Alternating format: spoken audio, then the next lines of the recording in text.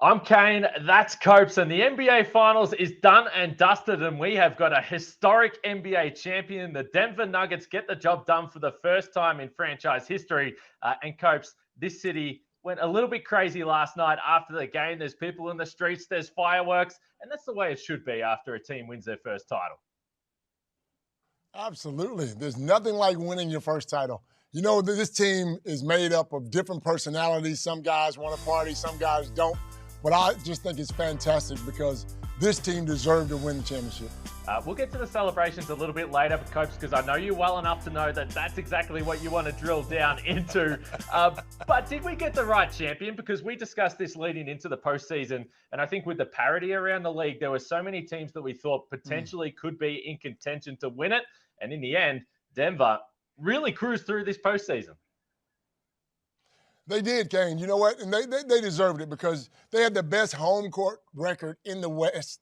They were 34-7, I think it was. They had a downfall mid-season, but they got back on track. They got, like I said, a host of different players, guys that are humble, guys that play the game the right way, and they got the job done, and I'm so proud of them. You know what? We're gonna see these guys again in the next coming years because if they can keep this team together, they got something well worth watching. Settle down, Copes, because we're going to get to that and we're going to break down everything from this final series in just a little bit on this show. But you've asked me a few times, fortunate enough to be over here at all these finals games. You see plenty of celebrities, but there is none bigger, in my opinion, than this man right here, Copes, Rocky. We got to meet him again after the game. He's throwing confetti up in the air. This, in my opinion, best mascot in the league, Copes. Well, if we don't think he is, I think they do. He's paid the most in the NBA. And what he brings to the table, I think the fans love it. The kids love it. He does a fantastic job. And I hear you're chasing his job, too. I wouldn't be capable, but I will say Conor McGregor would not stand a chance against Rocky. There is no doubt about that. So he can keep that stuff down in Miami. But, Copes, let's tighten it up a little bit. Let's get into the NBA Finals. But first, let's hear from Brian Windhorst about how the Denver Nuggets got the job done. In this era of super teams, created by free agency and four-star trades, there are few things in the NBA as precious as an organic championship. The Denver Nuggets are pure, built-from-the-ground-up champions, here to make every fan believe their team can do it too. It's over!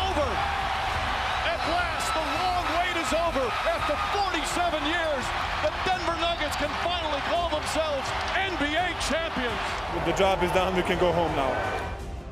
To go through the growing pains of development, to miss the playoffs by a single game on the last day of the season, to persevere through playoff heartbreak, until finally getting their hands on that golden trophy. Every year we've grown as a team. We were getting better. Now we are in this situation. Get up out the way now. Nikola Jokic is the perfect face for this hard-earned Nuggets title. Slow and steady. Brilliant and powerful. Unflappable and unbeatable. An incredible performance for the man they call Joker. The 41st draft pick turned MVP trophy collector put his 10,000 hours in working with Jamal Murray, a former backup who pulled through a horrible knee injury to grind his way to glory. Together, they showcased their championship pedigree and made history, becoming the first teammates to record 30-point triple-doubles. That's what I talk about when I'm talking about the best duo. Jamal elevates Jokic, Jokic elevates Jamal. The role players, Michael Porter Jr., Aaron Gordon, and Kentavious Caldwell-Pope, were added one by one and developed alongside the stars, each finding their niche as the Nuggets slowly pieced together a juggernaut. We've got a lot of guys that can come and impact the game, a lot of guys playing with confidence. Everybody just playing for each other. And leading them is their grizzled coach. He yells, he frowns, he broods. But over 8 long years, Michael Malone took the Nuggets from a perennial lottery team to a Rocky Mountain high. The fact that I'm one of the top 4 longest tenured coaches, that has a ton to do with where we are today. It took 47 seasons for the Nuggets to reach the NBA Finals. And as they bask in this moment, it all feels worth the wait. That's Brian Windhorst, and now I'm here to get your takes on the NBA Finals, Copes. And let's start with the champions. That's the only place that this conversation should begin. Easy question for you, I hope. What makes Denver different? What separated them from the rest of the pack in this year's postseason? Well, obviously they got a lot of talent, but it's the unselfishness of the players. When you can play with Joker and Murray, and these two guys are the superstars with no egos, and they lead the team in assists, then you know you got something special. Most guys, most superstars want to score the basketball and get their numbers, yes, but these guys are more about winning. And it's a great culture to be under. And if they can keep this team together, Kane, I keep telling you, year after year, they'll be somewhere in the finals. Look, I don't think you're far off the mark. We're going to get to the age profile in just a little bit for sure. I think the thing that is interesting to me was the way that this Denver Nuggets team won this series in 5 games. And maybe this is in your wheelhouse. Maybe you'll like this, Copes. Only 33% from 3, and they only attempted 25 threes per game. That would have ranked 29th in the regular season, second lowest amount among all these teams. They didn't rely on the three-point shot, and they could score in a variety of ways. And I know you old fellas like to talk about the post-up, and they got one of the most dominant post-up men in the league. He is the most dominant post man in the league, and he enjoys the way he plays, and everyone enjoys the way he plays. I think the best thing about Joker is, his unselfishness, but the lack of having that big ego, man. I can't talk about it enough. He is a major superstar, and look, he's just happy to play the game the right way, not worried about his money, not worried about all the accolades. He's more happy to just get the win and make sure his teammates are enjoying the game. Now, Copes, I don't know if you're the right man to ask this question, but I was watching this series. Here we go. And I'm looking at Bruce Brown. I'm looking at Aaron Gordon. I'm looking at Michael Porter Jr. and thinking that how much are these role players in Denver loving their life playing off Jokic because of what you spoke about, the unselfishness. So maybe you can't relate to life as a role player because you never had to go through that. But surely playing alongside Jokic, these secondary and tertiary stars, they have to be loving life playing with those superstars that are outside the norm. Absolutely. And generally what happens is when you win a championship, teams start to try to grab players from this team and put them on their team. But if you're smart, if I'm talking to my agent and saying, listen, I want to stay right here. I know the money might not be the same. I want to stay here and try to win as many championships as possible because I enjoy playing with Jokic and Murray. Yeah, Bruce Brown going to be one of the big decisions for the Denver Nuggets. Let's shift gears to the Miami Heat. Let's face it, we didn't expect that they were going to be in the NBA Finals. They were mediocre right through the regular season. They were an 8 seed.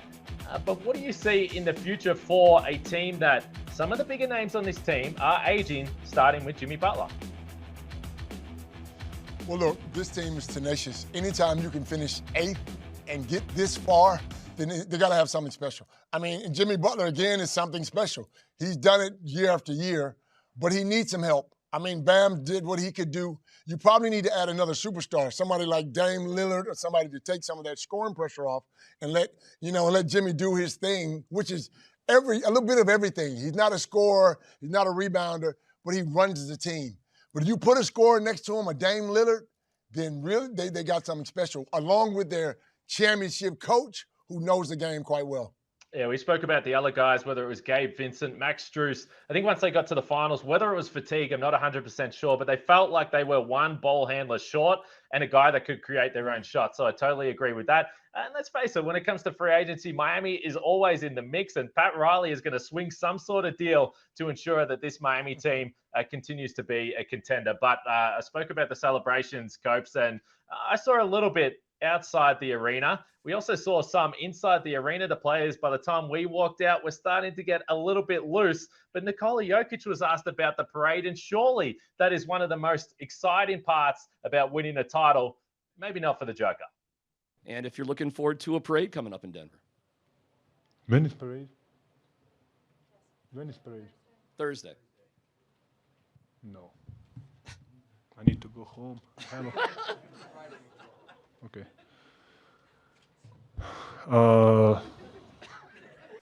Kane, you got to love Jokic, man. You got to love his family. You see the way his brothers enjoy the way he wins. Whenever there's a big game, they come out in the stands and they toss the coach up and they give him a kiss. I got a little bit teary-eyed yesterday when I seen it. I just love the fact that he's a family man. He's not worried about anything but just having fun. Yeah, and his little kid there on the trophy presentation as well was looking pretty cool. So the whole family part of this is really awesome for Nikola Jokic, and he might seem underwhelming when he talks about what's coming next. He just wants to go on a holiday, but there's no doubt the number one thing for him throughout all of this has been his family. But we need some guys on this team that are a little bit reckless. So what about Aaron Gordon? We've spoken about him a lot. He had a massive NBA final series, and this is out in the streets in Denver. Look at the fans going absolutely ballistic. This has to be a good feeling, Copes, after you've just claimed your first ring. That's the way you party. That is the way you party. It brings back memories, Kane. Jumping up and down, give him a champagne bottle, throw it up and down. He's just having fun, man. And this is something he's always going to remember and always wants to come back to. I'm not 100% sure if he's going to remember that, but he'll have the video footage, so that would be the best part about it, Copes. So we love that. That's the main thing. People say don't get your phones out and record, but in this situation, you absolutely need it. The Nuggets, awesome, unbelievable NBA final series from them. As you mentioned, dominant right the way through.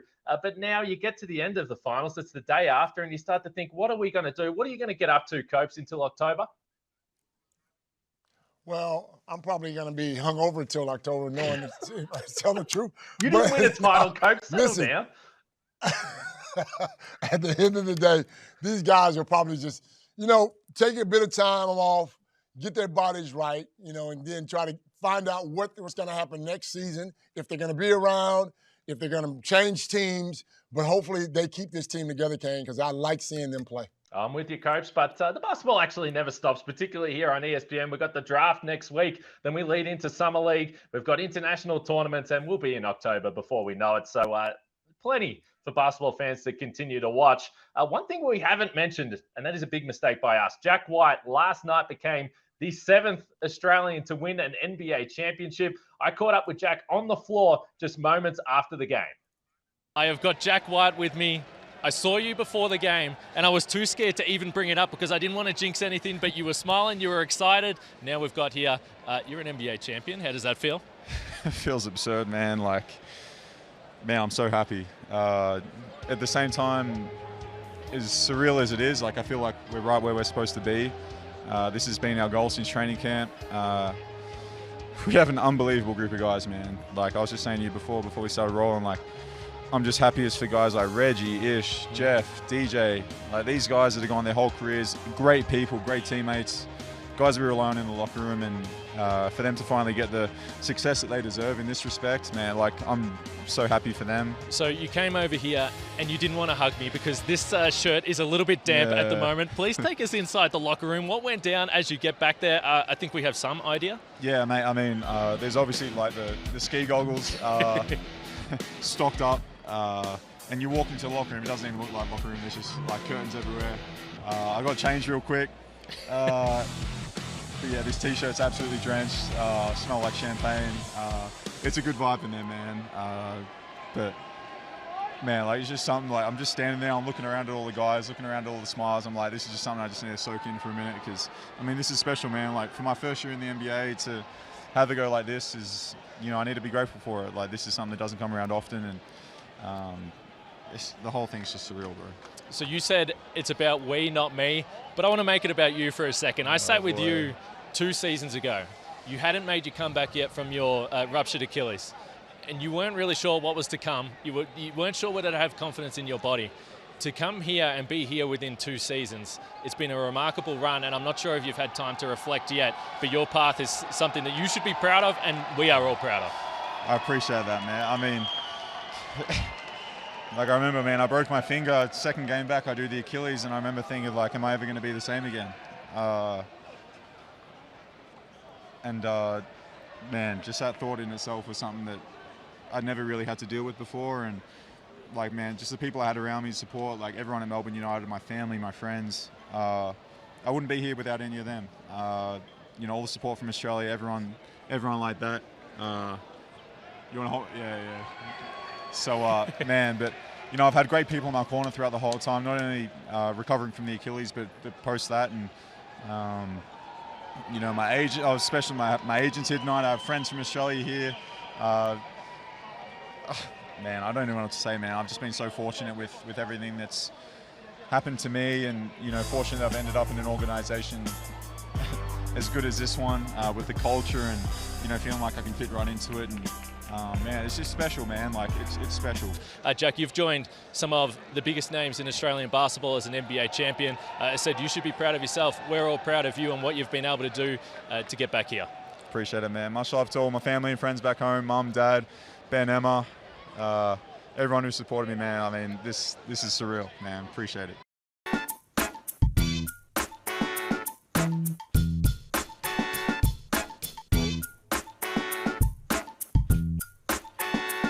We just showed what we're capable of on the biggest stage in the world. Murray, jumper, puts it in.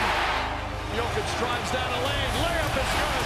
Jokic is having his way, feeling it. It's a good feeling when you know that you did something that nobody believes in. At last, the long wait is over. After 47 years, the Denver Nuggets can finally call themselves NBA champions.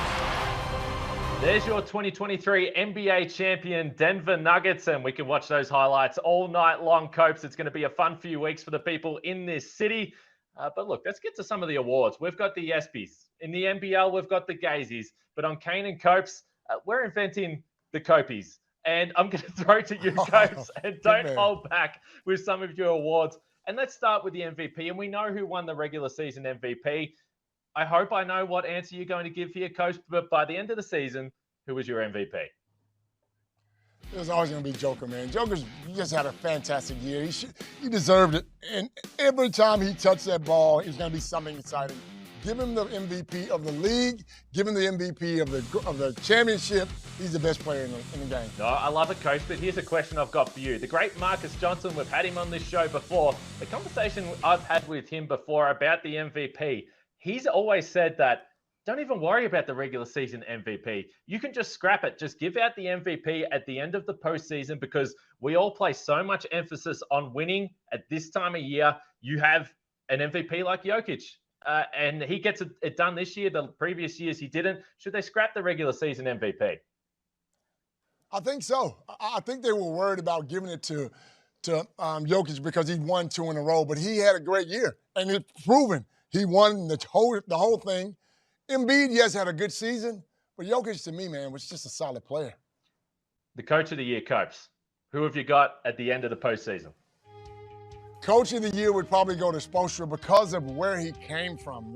Anytime you can bring a team from 8th seed and get as far as you got, with his experience, though, with not a lot of superstars on that team, I got to give it to him. And I think, like I said before, you add one player with this group, and they'll end up winning some championships coming down the line. I'm with you, Coach. It was only 5 games in the NBA Finals, but they knocked out the 1 seed in the East, the 2 seed in the East, and he did not stop trying to make adjustments. Kevin Love into the starting lineup, different variations on defense. So Spoelstra, one of the great minds in the game. This is one I'm looking forward to, because I think I'm going to take a little bit of pride in this. Who was the biggest disappointment of the 2023 season? Here we go. I knew you were going to say that. It's my Golden State Warriors, man. And that's because they'd won the championship last year and came out and just couldn't win on the road. And the problems consist with Poole and Draymond Green. Yes, they almost got started there, but he just couldn't get it done. And I was so disappointed because I thought they could keep it going. Yep. Hurt me, Kane. It hurt me. No, I totally understand. And so it should when you're on TV saying they're going to win the title all season long and it doesn't pan out. I said Milwaukee, though. They're my biggest disappointment. There's no doubt about that. What about the team to watch next season? I think it's got to be Spurs. It's got to be the Spurs because of the number 1 draft pick. And the big fella coming in, all eyes on them. They're going to be watching what's going on. They got a great coach in Pop. And again, I hear Tim Duncan is going to be working with Wembanyama. So if he can work with him and get him right, we know their culture is always going to be good. I think the Spurs have to go from bottom last to getting better. The only way to go up is to go up. Well, if you're a Spurs fan, you're just going to be excited about getting that big fella in the door as well. And remember how many conversations we've had about Greg Popovich? Is he ending the end of his coaching run? At one point, he kind of hinted to the fact he was going to call it quits when Tim Duncan retired. What are we, like 6-7 years after that happened now? And when you get the #1 pick and it's a player like Vic, I think you probably find a little bit of new energy to stick around. Let me 100%. You get rejuvenated. 100%. Exactly right. Let me throw two teams at you that I think, certainly here in Australia, we have plenty of interest in: the Oklahoma City Thunder and also the New Orleans Pelicans. We spoke about them a bit this year, but they're young teams hoping to stay healthy. I'm looking at those two teams to make a jump from the play-in tournament right in and potentially make a run in the postseason. Definitely OKC. I mean, they got draft picks coming in, but they got a lot of talent, man, with Giddey and Shai Gilgeous-Alexander. Those guys are superstars already, and we didn't expect it at this early age. Again, with that team, they're very good at what they do, and you give them a couple of years, and you'll see them in the finals. Copes, where are you at with Zion Williamson? We know how important he is to this team, and this Pelicans team was on fire. They were at the top of the West until the injury struggle started to come again for him. Do you have any faith in the big fella? Well, the big fella has to get his hamstring fixed. Yes. He has to get his personal life fixed. I don't know, man. I don't know what's going to happen with him. He's talented. We know he can play, but there's so many things going on outside of basketball that you can't count on him right now. You just don't know. Two players on the Thunder and the Pelicans that Australian basketball fans are going to be watching very closely. Josh Giddey and Dyson Daniels. We'll also be watching them very closely in August and September on ESPN at the FIBA World Cup. Let's check in on the Boomers next.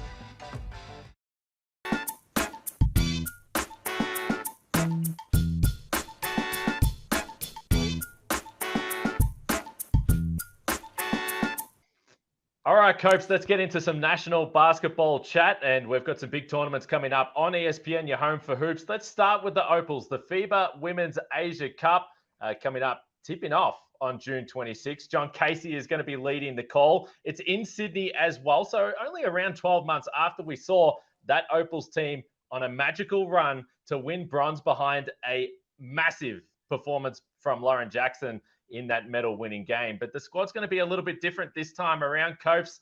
Some of the local stars that we've seen getting the job done in the WNBL, Steph Reed, Lauren Nicholson, Annalie Maley are going to be there. But when you come to an Asia Cup and the Opals have the reputation that they've got about winning medals, about always contending, surely the expectation is that they can bring home the gold on home soil. You would think so, Kane. But look, when you lose a Lauren Jackson because of her age, it's going to be hard because she was inspiring to the whole nation when they played last time. So I just think it's going to be tough, but the girls, with the culture that they have, will certainly give it a great shot. Yeah, and 2019, they were only able to manage bronze. And I say only able to manage it. Clearly, that's a very good result. But these are the expectations we have on the women's program that has been so dominant for so long. Japan with the gold there, and China picked up the silver back in 2019. But if we shift to the Boomers, this is going to be in late August through September, again on ESPN. And speaking of building expectations, coming off the bronze at the Olympics, you now come to the World Cup. They have not won a medal at a FIBA World Cup just yet. Going to be absolutely stacked with NBA talent on this team. But we know, because we've spoken about it on Kane and Copes, that the world is also improving, whether it's Serbia with Nikola Jokic, Slovenia with Luka Doncic, Greece with Giannis Antetokounmpo. These teams are coming, and they're coming for the USA, Copes. And we know for a fact that you're very scared about this. I am shaking in my boots. The United States is just not doing a great job right now in recruiting guys coming out. But the Australian Boomers, they got some real talent. And the problem is not everyone's going to be able to make it. That's a good thing because Gorgon can go in there and pick who he wants and design this team the way he wants it. And hopefully they can, like you say, medal at least, just get ready for the Olympics.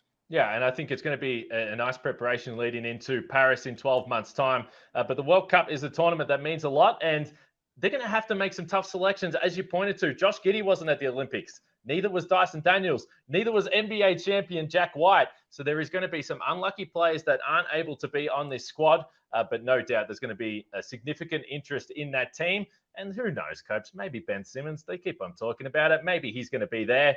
Before we wrap this up and wrap up everything that we've discussed through the NBA Finals, the Denver Nuggets with a historic NBA championship. Any final thoughts on the title-winning Denver Nuggets and what you've seen over the last few weeks? Again, I'm just happy that they got the job done. It was well-deserved. I'd love to see this team stay together. The one thing that can hurt them is other teams start to grab these players. But if this team stays together with the humbleness that they have, you will see them again in the finals in the next couple of years. Yeah, multiple stars on this team they have locked up for years, whether it's Nikola Jokic, Jamal Murray, Aaron Gordon. Now we're just starting to see him get healthy, Michael Porter Jr. So this Denver Nuggets team, I think every other team in the NBA is going to be fearful. Copes, yeah, we have a bit of fun on this show, but you're a star. It's been a pleasure as always. Kane, I'm just so happy that we had a great time. I can't wait to see you come back, brother. Do me a favor and bring that picture behind you, the Buffalo. Coach, that's it. We're out. That's my favorite.